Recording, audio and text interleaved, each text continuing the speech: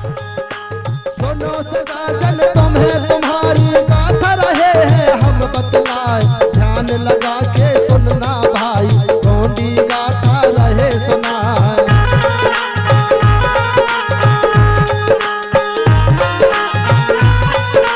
क्या बात है।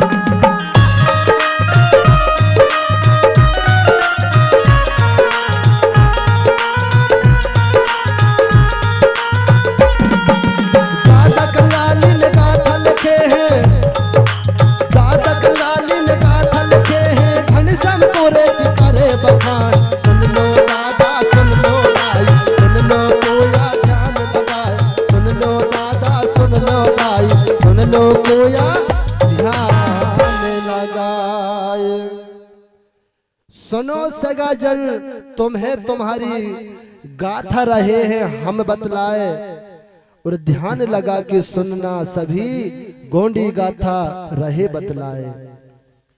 दादा कंगाली ने गाथा लिखे हैं घनश्याम को रेती करे बखान, सुन लो दादा सुन लो दाई सुन लो कोया ध्यान लगाए। तो मैं जानना चाहूंगा दादा कंगाली जी को कितने लोग जानते हैं? हाथ ऊंचा करना। कितने लोग जानते हैं? अच्छा, राम भगवान को कितने लोग जानते हैं? कृष्ण भगवान को हाथ ऊंचा करना। कितने लोग जानते हैं? सभी लोग जानते हैं, लेकिन हमारे पुरखाओं को कोई नहीं जानता, जिसने हमें, यही तो हुआ है। हमारे घर में दूसरे के देवी देवता के भगवान बैठे हैं, अगर तुम्हारे पुरखन की फोटो रहती, मूर्ति रहती, तो हमारी जो आने वाली पीढ़ी, छोटे छोटे बच्चे जानते, बोले मम्मी ये कौन आए?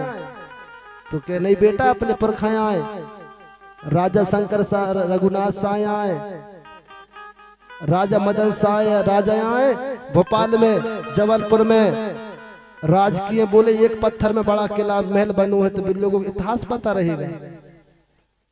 जब आपने तुम्हारी संतान को कुछ बताओगे नहीं तो उनको क्या पता? मेरे भाई, वो दादा कंगाली जी की देन है, जिन्होंने कोया पुनेम इतिहास लिखा। उस इतिहास को, पुनेम को प्रचार प्रसार करने के लिए हम लोग सब पूरे मध्य प्रदेश में जाते हैं। तो सभी लोग, अब मैं जानना चाहूंगा सच्ची माता, जो असली माता को कौन कौन लोग पहचानते हैं? कितने लोग पहचानते? हाथ ऊंचा करना। अच्छा नीचे करें सर। सच्ची नौ दुर्गा को कितने लोग जानते हैं? अब हाथ ऊंचा करें। नौ दुर्गा,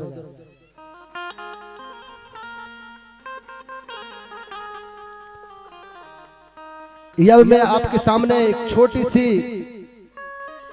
गाथा लेकर आ रहा हूं। असली और नकली में क्या फर्क है? क्या फर्क है मेरे भाई?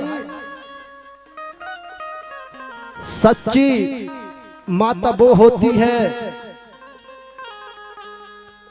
जिन माँ ने हमें 9 महीने तक अपने गर्भ पेट पर रखा, कष्ट सहा, दुख सहा, और हमको जन्म देती है। और फिर इसके बाद में जब हमारा जन्म होता है तो हमें ना दुनिया का पता, ना माता पिता का, ना संसार का पता। हम क्या रहते हैं? एक मट्टी के खिलौने रहते हैं। अगर चाहे वो माता तुम्हें पाम पकड़ के फेंक दे, तुम्हें क्या पता? लेकिन वो माता अपने बेटा बेटी की सेवा करती है। जब ठंडी की समय आती है, वो माता बेटा को सर्दी ना लग जाए कह के सीने से लगाकर सूखे में सुलाती और खुद गीले में सो जाती है। लेकिन वो असली माता को कोई नहीं जानते और नकली माता की ओर दौड़ते हैं। जब कुंवार की महीना आती है, गांवों गांवों में मंदिरों में मूर्ति स्थापित करते हैं ना, करते हैं। हमारी सभी मातृशक्ति, सभी लोग व्रत रहती हैं, हमारे भैया लोग भी रहते हैं और बढ़िया पूजा की थाली सजा लेते हैं, अंगूर धर लेते हैं, केला धर लेते हैं, सेब धर लेते हैं, मीठा धर लेते हैं और कहाँ जाते हैं? वो मंदिर में जो दुर्गा जी में, वहां जाके चढ़ाते हैं, पूजा करते हैं, पाठ करते हैं। अगर तुम्हें पूजा पाठ करना है, असली और नकली का पहचान करना पड़ेगा। मेरे भाई, वहां कुछ नहीं है। असली माता कहाँ है? हमारे घर में माता और पिता जिनने हमें जन्म दिया है। अगर फूल चढ़ाना है, केला चढ़ाना है, तो कहाँ चढ़ाना है? हमरे माता पिता को खिलाना है। अगर जल चढ़ाना है तो अपने माता पिता का पैर परिए, पैर धोइए और सेवा करिए। लेकिन वो नकली माता के पीछे दौड़ते हैं, लेकिन आपको इतिहास पता नहीं है। असली माता और नकली माता में फर्क है, क्योंकि हिंदू धर्म की मत अनुसार वो उनकी देवी है। खेरोदाई अलग है और दुर्गा जी अलग है। लेकिन कुछ गांवों में खेरोदाई के दुर्गा जी कहने लगे। उसी की गाथा चल रही, आगे बताऊंगा। जिस प्रकार अगर किसी देवी देवता, अगर माता पिता ने, हमारे भाई ने अगर हमारे माता पिता को मार देंगे तो आप उनकी सेवा करोगे? अगर कोई हमारे पिताजी को अगर मार देंगे तो आप उनके घर जाओगे? नहीं जाओगे ना। जैसे जो दुर्गा जी है, राजा महिषासुर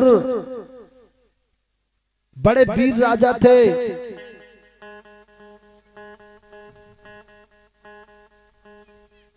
राजा महिषासुर को छाती में कटार मार के ऐसे हमारे मूर्ति कलाकार बनाते हैं। वो कोई राक्षस नहीं है, वो हमारे पुरखा है। लेकिन लोग उनको जानते नहीं और मानते हैं।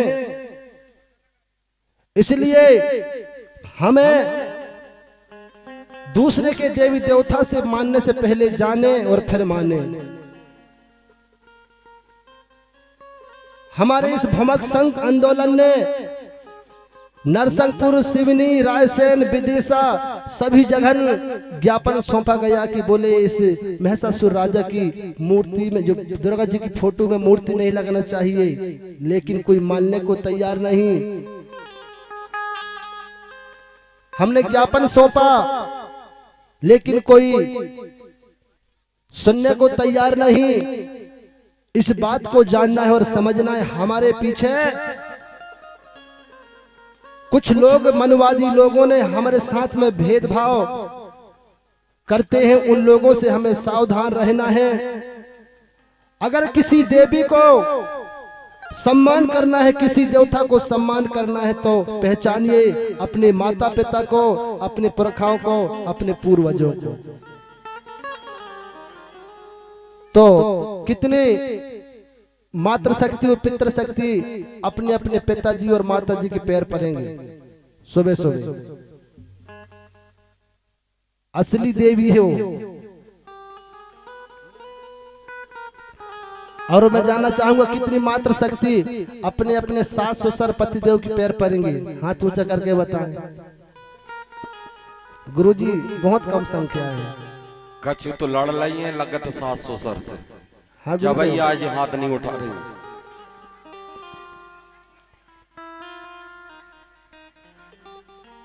चलो ले चलेंगे हम पुनः गाथा की ओर। सभी लोग बड़े ध्यान से सुनेंगे और समझेंगे। तो एक बार सभी लोग जयकारा बोलेंगे। बोलिए जयकारा। फड़ा पहनता सेवा सेवा, सजोर पहनता सेवा सेवा। तो किस प्रकार भीमाल पेन और बेमलाई और समलाई कहां पहुंच जाते हैं? डोंगरगढ़। डोंगरगढ़ में जाके बिमलाई बहुत थक जाती है। कहने लगी दीदी, छोटी बहन मैं तो बहुत थक चुकी हूँ। बोले मुझे चल नहीं पाऊंगी, पाँव में छाला आ गए, कैसा जाऊंगी? वो राजपाट की रहने वाली लड़की कैसा चलेगी? उसी समय बोले बहन एक काम करिए, आप यहीं से पति मान के यहीं से स्वीकारिए, हृदय से पति मान लीजिए। तो बिमलाई वहीं पर बड़ा देव को साक्षी मान के भीमाल पेन को अपने पति मान के वहीं रुक जाती है। अब बची छोटी बहन, वहां से क्या करता है भीमाल पेन अपने गुरु महारुइके के पास जाता है। समलाई विचारने लगी, बोले अब तो मेरी ही राजपाट है, बोले अब तो मैं अकेली, बोलते अब तो भीमाल पेन को मैं पाकर ही रहूंगी। ऐसे विचार बनाती है। जैसे गुरु महारुइके के पास पहुंचता है, दर्शन करता है, उस समय भीमाल पेन ने एक संकल्प लाया था। बोले दिन के 3 पहर होते हैं, अगर रात के दिन के और रात के 3-3 पहर होते हैं। जैसे अगर भंसारे मुर्गा बोले कि पहले अगर तुमने मेरे हाथ पकड़ लोगी तो मैं तुम्हारा पति बन जाऊंगा, अगर मुर्गा बोल देगा तो मैं तुम्हारे पति नहीं बन पाऊंगा। समलाई पीछे पीछे नागपुर होते हुए छिंदवाड़ा की ओर आते हैं। भीमाल पेन जैसे उस कुड़ारी गांव पर पहुंचते हैं, भंसार हो जाती है। समलाई बहुत थक जाती है। भीमाल पेन बहुत ही पहलवान था, कुश्ती खेलता था, बहुत ताकतवर था। समलाई से कुछ दूरी आगे था, जैसे एक छोटा सा गांव पहुंचते हैं कुड़ारी, वहां पर मुर्गा बोल देता है कुकड़ू को। उसी समय समलाई समझ जाती है कि अब भीमाल पेन को पति बनने का समय खत्म हो गया। समलाई वहीं पर रुक जाती है। कुकड़ू कू करके बोलते हैं तो उसे कुड़ारी आज भी कहते हैं। जब इधर भीमाल पेन वायु की गति से आगे बढ़ता है, गांवों में जाकर वहां से निकल कुछ दूर पर एक गांव में जाता है, एक पेड़ के नीचे बैठ जाते हैं और गांव वाले कहने लगे भैया तुम कौन हो, कहां से आए हो? तो सारी समाचार कौन बताता है? भीमाल पेन बोले मैं लांजीगढ़ का राजा भूरा भगत कोतमा का बड़ा बेटा भीमाल हूं और मैं समाज सेवा करने के लिए गांव में भ्रमण कर रहा हूं। तो बोले तुम्हारा उद्देश्य क्या है? बोले मैं हमारे आदिवासी मूल निवासी लोगों को कुश्ती खेलना सिखाऊंगा, लाठी चलाना सिखाऊंगा, तलवार चलाना सिखाऊंगा, भाला फेंकना चलाऊंगा, तंत्र मंत्र सिखाऊंगा। ऐसे भीमाल पेन बताता है। बोले तो गांव के सभी लोग जुड़ जाते हैं और उस गांव में एक स्थान बना देते हैं। और 12 पत्थर धर देते हैं। और भीमालपेन उन सभी से कहने लगा, बोले यहाँ पर आप आके प्रतिदिन मेहनत करना, व्यायाम करना। मेहनत व्यायाम करने से शरीर स्वतंत्र रहता है, किस प्रकार की रोग राई नहीं होती। और बोले अगर कभी मेरी अगर कोई परेशानी आएगी तो यहाँ पर आप धूप धरना, या आपकी सब रोग राई दूर होगी। तो ये गांव से वो गांव, वहां से वहां जाना, ये भीमालपेन का काम था। भीमालपेन गांवों गांवों में जाके समिति बनाने लगा, 12-12 सदस्य का, और थाना बनाने लगा और हमारे लोगों को जागरूक करने लगा। कुछ समय बाद भूरा भगत कोतमदाई को पता चलती कि बोले हमारे बड़े बेटा भीमालपेन लांजीगढ़ से, गिरोलागढ़ से ना जाने कहां चला गया। तो भूरा भगत कोतमदाई अपने बेटे जो 6 बाकी बेटे थे उनको भी कहने लगी, बोले बेटा तुम्हारे भैया ना जाने कहां गए, आप भी जाइए और भैया को ढूंढ के लाना, और जब तक तुम्हारे भैया नहीं मिलेंगे तो तुम भी लौट के घर नहीं आना। तो भीमालपेन को ढूंढने के लिए सबसे पहले हिरवा जाटवा निकलते हैं और केशवा बानवा निकलते हैं। ऐसे 6 भाई और मुकेशवा भाजवा निकलते हैं। तो 6 भाई निकलते हैं तो सबसे पहले उस गांव में पहुंचते हैं, वहां पूछते हैं, बोले भैया यहाँ कोई भीमालपेन नाम का कोई भैया आए हैं का? हाँ बोले यहाँ तो आया था, बोले ये थाना बना के गया है और तंत्र मंत्र सिखा के गया है और न जाने कहां गया। ये गांव से वो गांव परेशान ढूंढने लगे। ढूंढते ढूंढते काफी समय होने लगा और माता पिता का आदेश था, बोले जब तक कि तुम्हारे भैया नहीं मिलेंगे तो लौट कर नहीं आना। तो हिरवा जाटवा भैया से कहने लगे, बोले भैया अब हम भी नहीं जाएंगे जब तक उन भैया नहीं मिलेगा। हम इसी गांव में रह के समाज की सेवा करेंगे, सगा समाज की सेवा करेंगे। तो क्या काम करने लगे बे? नदी तालाब का काम करने लगे, बोले ताकि हमारे समाज को शुद्ध पानी मिले पीने के लिए। तो क्या बोलता है हिरवा जाटवा?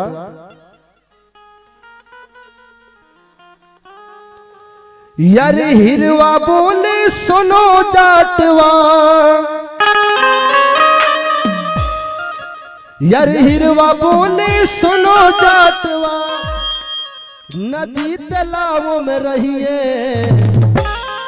जब तक मिले न भीमाल भैया तब तक पता नहीं।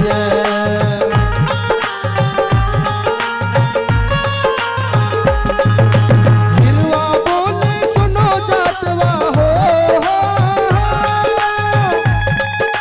हिरवा बोले सुनो जाटवा, नदी तालाबों में रहिए, जब तक मिले न भीमाल भैया तब तक पता नहीं।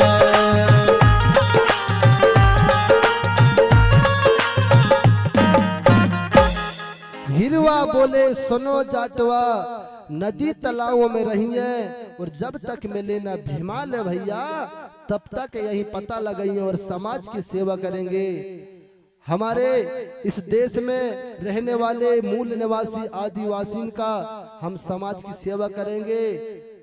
कुआं खोदेंगे, तालाब की पानी साफ रखेंगे ताकि हमारे लोग पानी पिएंगे तो किसी प्रकार से बीमारी नहीं होंगे, साफ शुद्ध पानी पिएंगे। एक काम करने लगे।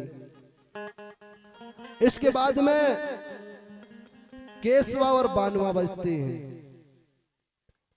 वो भी सोचने लगे भैया हमें भी कुछ ना कुछ करना पड़ेगा। अगर माता पिता के यहाँ जाते हैं तो माता पिता ने हमें कहा है बेटा जब तक भीमालपेन नहीं मिलेगा तो लौट कर नहीं आना। तो इसलिए केशवा और बानवा क्या करते हैं? अरे केशवा बोले सुनो बानवा, अरे खेत खलिहानों में रहिए, जब तक मिले न भीमाल भैया तब तक पता लगिए।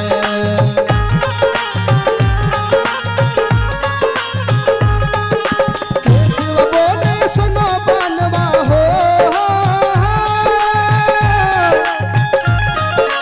केशव बोले सुनो बनवा, खेत खलिहानों में रहिए, जब तक मिले न भीमाल भैया तब तक पता लगिए।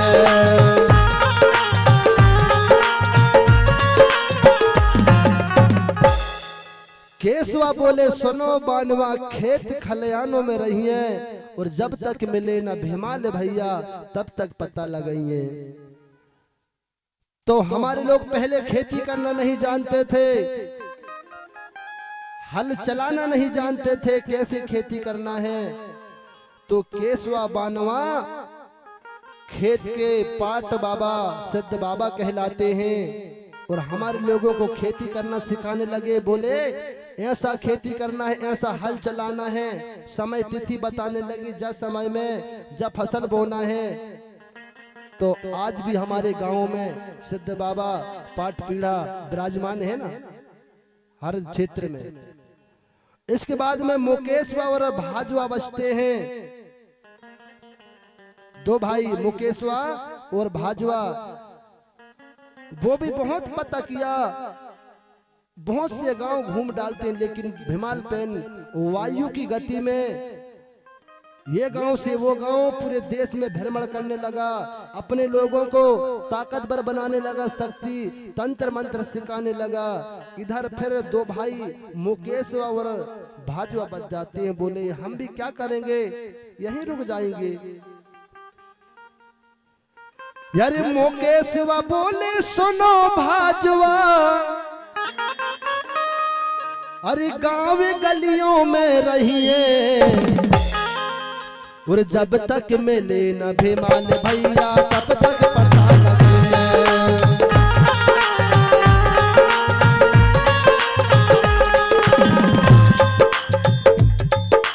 मुकेश बोले सुनो भाजवा हो, मुकेश बोले सुनो भाजवा, गांव गलियों में रहिए, जब तक मिले न भीमाल भैया तब तक पता लगिए। जब तक मिले न भीमाल भैया तब तक पता लगिए, जब तक मिले न भीमाल भैया तब तक पता लगिए। इस प्रकार से 6 भाई जो मुकेश और भाजवा गलियों में रुक जाते हैं, जिन्हें हम घटोई बाबा भी कहते हैं। रास्ता का काम चालू करने लगे, रास्ता बनाने लगे। हमारे लोग कहीं भले से ना जाएं, एक रास्ता से चलें, एक रास्ता से आएं, एक काम करने लगे। इसके बाद में 6 भाई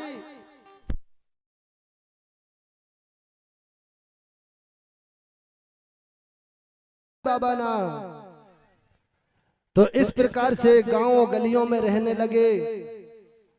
और उन देवी देवता को सभी लोग मानते हैं, एसटी एससी ओबीसी के सभी लोग मानते हैं ना, कोई गोंडा के लिए नहीं मानते। जो गांव में पटेल बाबा सिद्ध बाबा होते हैं ना, सभी लोग मानते हैं। और खेरोदाई एसटी एससी ओबीसी के लोग कोई भी आकर यहाँ पूजा कर सकते हैं। ये गोंडी धर्म में भेदभाव नहीं है। जाति जानवरों में होती, इंसानों में नहीं होती। कोई भी लोग या सकते हैं, मान सुन सकते हैं, पूज सकते हैं। ये गोंडी धर्म की व्यवस्था है। जातियां तो कुछ मनुवादी लोगों ने 3656 जातियों में बांटकर हम सबको बिखेरा है। पहले हम एसटी एससी ओबीसी के लोग एक थे, आज उसी खेल का प्रमाण है।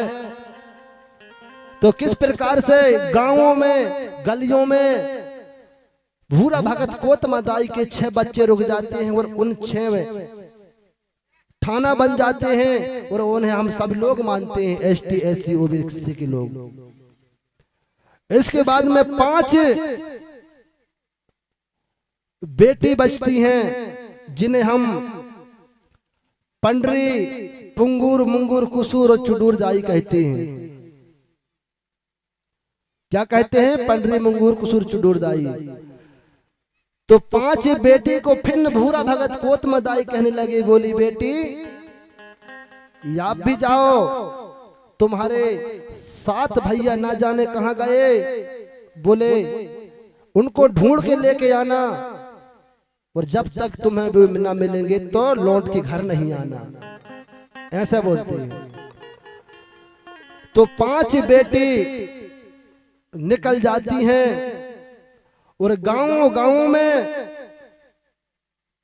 पता करने लगे। बोले हमारे हिरवा, जाटवा, भाजवा, मुकेश और भीमाल पेन भैया ना जाने कहां गए हैं। गांव में पूछने लगे, लेकिन भीमाल पेन की पता नहीं चला। तो वे बहन भी रुक जाती हैं। जो पंडरी अन्न की देवी कहलाती है, और पुंगूर अन्नपूर्णा देवी कहलाती है, और मुंगूर मेड़ों की देवी कहलाती है, और कुसूर पनघट की देवी कहलाती है। ये क्या काम किया? मेड़ों में बैठ जाती है मुंगूर दाई। बोले मैं इस मेड़ों में रहूंगी, अगर कोई विदेश से मनवादी लोग, छलिया कपटी लोग आएंगे तो मैं अंदर घुसने नहीं दूंगी, और इन समाज के लोगों की सेवा करूंगी, और यहीं से मैं भी पता लगाऊंगी। पहले हमारे देश में आते थे गोरा बिलेची लोग, अब वहीं रुक जाते हैं। इस प्रकार से पनघट में कुसूर दाई रुक जाती है और पानी को साफ करने की काम करती है। इसके बाद में चुडूर दाई गांव की नजदीक में आकर बैठ जाती। बोले मैं समाज की सेवा करूंगी, और समाज के लोगों को अगर कोई तबीयत खराब हो तो मैं दवा बनाकर दूंगी। वो शिक्षा महारू उइके से पाई थी, जो आज साक्षात खेरोदाई के थाना में कोई भी धर्म के लोग आ जाते हैं, वहां कोई भेदभाव नहीं है, कोई भेदभाव नहीं। अच्छा, खेरोदाई की जो गोंगो पूजा कौन करता है? पंडित जी करता है कि भमका जी करते हैं? भमका जी करते हैं ना। अच्छा, भमका खेरोदाई की दुर्गा जी की पूजा करेगा तो करने देंगे? नहीं करने देंगे, अधिकार नहीं करने का। भमका दुर्गा जी की पूजा कर नहीं सकता। यहाँ पर खेरोदाई में हमारे भमका पूजा पाठ करते हैं। यहाँ कोई भी धर्म के लोग आ जाएं, मानव मानव एक समान, सबको शिक्षा, सबको सम्मान, सब लोग आ सकते हैं। ऐसा हमारे जो पंडरी, पुंगूर, मुंगूर, कुसूर, चुडूर दाई गांवों गांवों बैठकर आज उन्हें मानते हैं, उन्हें हम पूछते हैं। जिसे हिरवा की जगह आज हम हरदौल कहने लगे, जाटवा की जगह ठाकुर देव कहने लगे, और जिसे हम मुकेशवा कहते हैं, भाजवा खीला मुठवा देव कहलाते हैं, और केशवा बानावा खेत पाट के सिद्ध बाबा कहलाते हैं। वहां भी देखते कोई मूर्ति नहीं, ये कोई दूसरे नहीं है, ये हमारे परिवार के लोग हैं। जब वे खत्म हो जाते हैं तो हम उन्हें पुनः मानते हैं चौतरा के रूप में। ऐसे हमारे पुरखा लोग हैं। एक बार पुनः सभी लोग जोरदार ताली बजा के सम्मान करेंगे। पुनः एक छोटी संगीत की ओर ले चलूंगा। तो जिस प्रकार डोंगरगढ़ में बिमलई रुक जाती है और बड़ा देव को साक्षी मान के वहां पर पूजा पाठ करने लगती है, और वहीं से पति बना मान जाती है, तो आज भी डोंगरगढ़ में एक बहुत बड़ा मंदिर बना है। आज लोग देश विदेश से दाई बमलेश्वर, जिसे आज बमलेश्वरी कहने लगे। दर्शन करने के आते हैं। उसके बाद में जो नागपुर और छिंदवाड़ा के बीच